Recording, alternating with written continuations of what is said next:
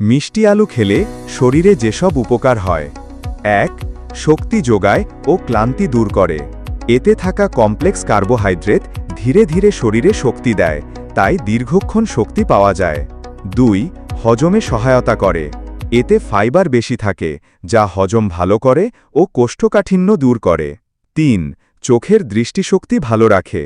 মিষ্টি আলুতে beta carotene আছে, যা ভিটামিন এতে পরিণত হয়, চোখের স্বাস্থ্য ভালো রাখে ও রাতকানা প্রতিরোধ করে।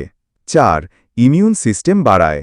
বিটা ক্যারোটিন ও ভিটামিন সি রোগ প্রতিরোধে সাহায্য করে, ভাইরাস ও সংক্রমণ থেকে শরীরকে সুরক্ষা দেয়। ৫.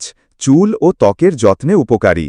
ভিটামিন এ ও সি ত্বক উজ্জ্বল রাখে এবং চুলের গোড়াকে মজবুত করে। ৬. রক্তচাপ ও হৃদরোগ নিয়ন্ত্রণে রাখে। প্রতিনিয়ত স্বাস্থ্য বিষয়ক প্রয়োজনীয় আরও টিপস পেতে এখনই সাবস্ক্রাইব করুন ডেইলি হেলথ টিপস ইউটিউব চ্যানেলটি। Daily health tips.